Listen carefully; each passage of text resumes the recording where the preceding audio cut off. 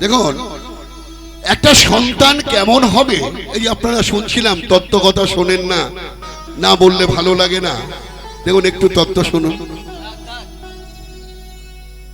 এই যে একটা সন্তান কেমন হবে তার অনেকটাই কিন্তু নির্ভর করে তার মায়ের ওপর। কি বাবা, বাবা গো একটু আমাদেরকে একটু তাকাও।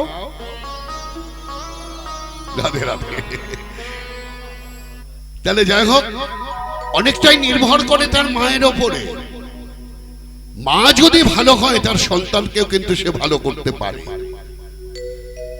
কারণ দেখুন বীজ যদি, আপনারা তো চাষি মহল, বীজ যদি একটু এদিক ওদিক হয়, মাটি যদি উর্বর হয়, তাহলে কিন্তু তার থেকে সোনার ফসল পাওয়া যায়। দেখুন একটা ভালো প্রমাণ দেব, একটা খারাপ প্রমাণ দেব। মায়েদের জন্য কেমন করে সন্তান নষ্ট হয়, আবার কেমন করে ভালো হয়, এই মায়েদের জন্য কেমন একটা ভালোটা দেই আগে। মহাভারতের পৃষ্ঠায় একটা জানি তাই পুরাণে একটা চরিত্র আছে, ভক্ত চরিত্র, ভক্ত প্রহ্লাদ। আচ্ছা বলো তোমা, এই প্রহ্লাদ মহারাজজির বাবা কে ছিলেন? প্রহ্লাদের বাবা কে ছিল? মায়েরা কি বলে?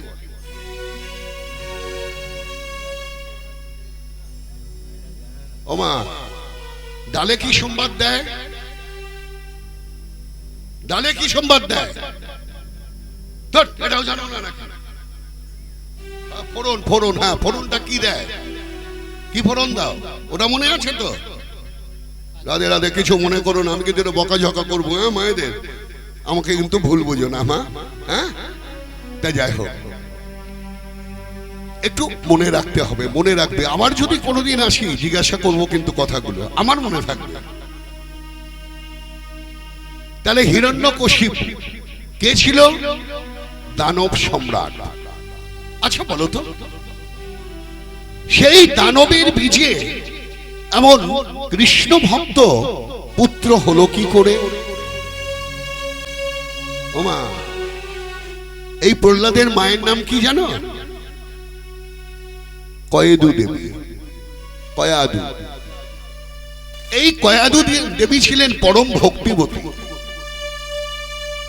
যেদিন নাকি প্রহ্লাদ মহারাজ গর্ভে আসলেন, প্রথম যেদিন আসলেন, তার পরের দিন স্বর্গ জয়ের জন্য ওই হিরণ্যকশিপু চলে গিয়েছিল দেবতাদের সঙ্গে যুদ্ধ করতে। আর সেই সুযোগে শ্রী ভগবান দেবশ্রী নারদকে বললেন, নারদ, আমার ওই ভক্ত মাকে নিয়ে এসো আমার কাছে।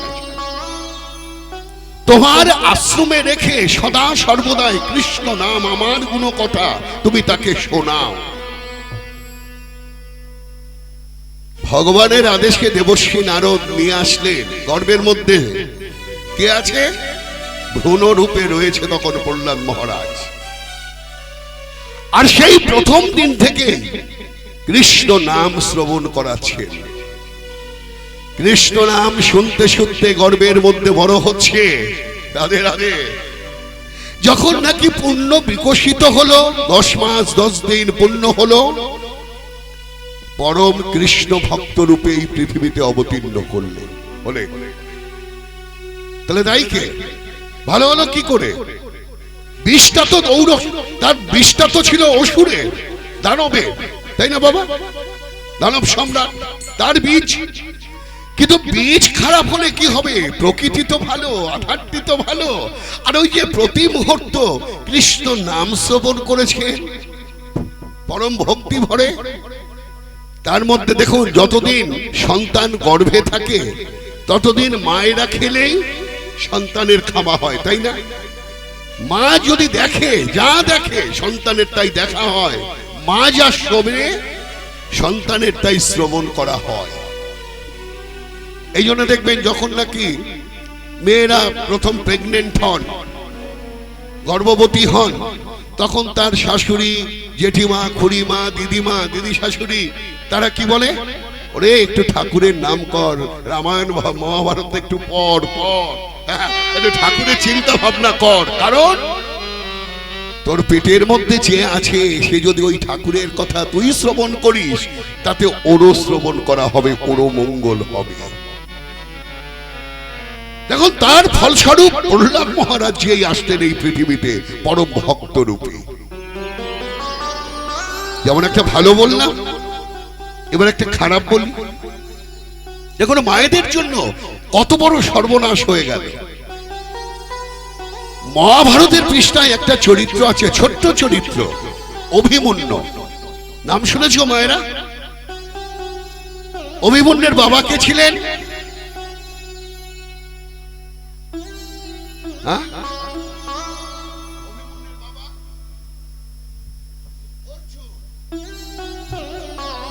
অর্জুন, দ্বিতীয় পাণ্ডব অর্জুন।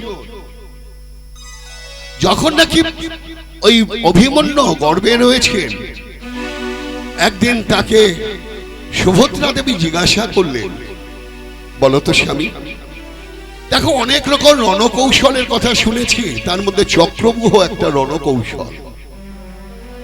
ওই চক্রব্যূহে কি করে প্রবেশ করতে হয় আর কি করে বেরোতে হয় সে কথা আমাকে একটু বলো।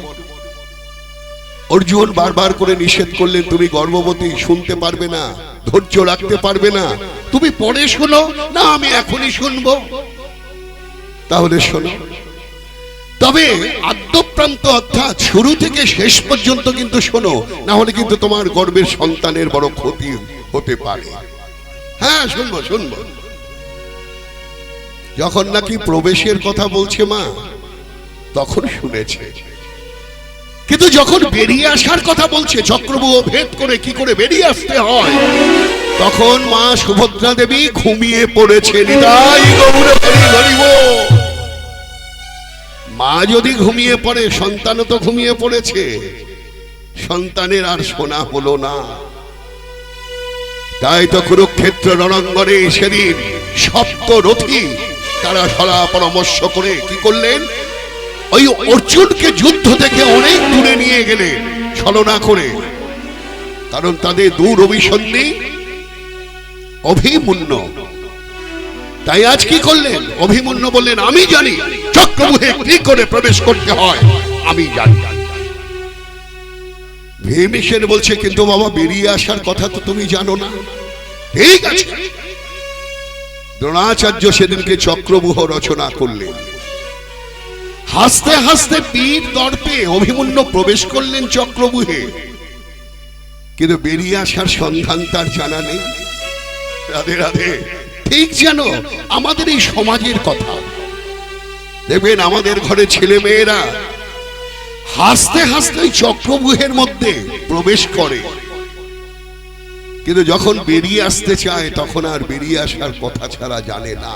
তাই কি হয়, অভিমন্যুর মতো তারাও কিন্তু সপ্তরথীর দ্বারা নিহত হয় ওই কুরুক্ষেত্র রণাঙ্গনে। আজ এই সমাজ ব্যবস্থাও তাই বাবা। আমার ঘরের ছেলে, আপনার ঘরের ছেলেরা আস্তে আস্তে ওই বন্ধু বান্ধবের পাল্লায় পড়ে তারা কিন্তু অসৎ পথে চলে যায়। কিন্তু যখন বুঝতে পারে, যখন ফিরে আসতে চায়, তখন আর ফিরে আসতে পারে না। কারণ ওটা তো চক্রব্যূহ। চক্রব্যূহ ভেদ করে ফিরে আসার তত্ত্ব কিন্তু আমরা অনেকেই জানি না। এটাই গৌর হরি হরি বল। জানে একমাত্র এই সাধু মহাত্মা যারা আছে তারা জানে। বাবা গো, ওই যে রণাঙ্গনে যুদ্ধ হয়েছিল কুরুক্ষেত্রে, ও যুদ্ধ নয়, প্রতিনিয়ত আমাদের মধ্যে যুদ্ধ হচ্ছে। কুরুক্ষেত্র কোথায় গো? দেহের মধ্যে কুরুক্ষেত্র।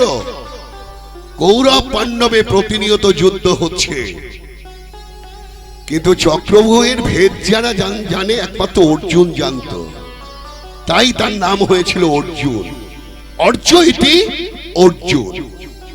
তিনি একমাত্র অর্জন করতে পেরেছিলেন বাবা। আমরা তো অর্জন করতে পারিনি, তাই তো আমরা অর্জুন হতে পারিনি। তাই আমাদের সকলকে রাধে রাধে মার্ডার কেসের আসামি হয়ে ওই সংসারের মধ্যেই মৃত্যুবরণ করতে হয়। নিতাই গৌর হরি হরি বল। রাগ করবেন না বাবারা, আমরা সকলেই এক একটা মার্ডার কেসের আসামি। কি গো মা, আসামি না তুমি? আমি না? আমরা সবাই আসামি। আমরা কি মার্ডার করিনি? হয়তো দেশের ওই জেল জানে না, পুলিশ জানে না, দারোগা জানে না, কোনো উকিল জানে না, কিন্তু আমরা কিন্তু প্রতিনিয়ত মার্ডার করে চলেছি। একমাত্র সন্ধান জানে যারা নাকি বাবাজি বৈষ্ণব রয়েছেন, তারা সেই সংসার যুদ্ধে তারা কিন্তু মার্ডার করে না। রাধে রাধে, হরি বল হরি বল। কি বলতে চাইছি হয়তো বুঝেছেন, কেউ বুঝেছেন কেউ বোঝেন। যাই হোক, তাই যাই হোক, যে কথা বলছিলাম, মায়েরা, মায়েদের একটু সুশিক্ষায় শিক্ষিত হতে হবে। আক্ষরিক শিক্ষা নাই বা থাকলো।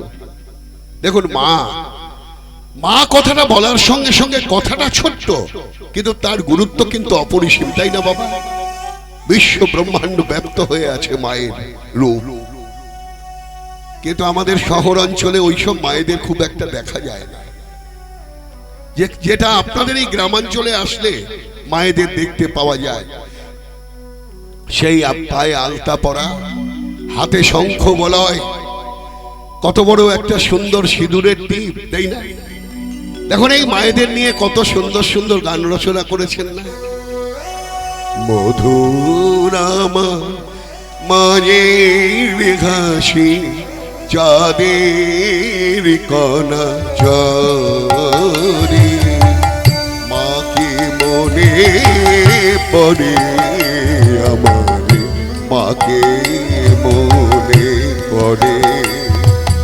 মধুর আমার মায়ের হাসি, চাঁদের কণা ঝরে, মাকে মনে পড়ে আমার, মাকে মনে পড়ে। তুমি আমার মা, বিশ্বভুবন মাঝে মায়ের নেই যে তুলনা। তুমি আমার মা, বিশ্বভুবন মাঝে মায়ের নেই যে তুলনা। মধুর আমার মায়ের হাসি, চাঁদের কণা ঝরে, মাকে মনে পড়ে আমার, মাকে মনে পড়ে। যা হোক, লীলা কথা শুরুর আগে আরেকটু কথা বলবো।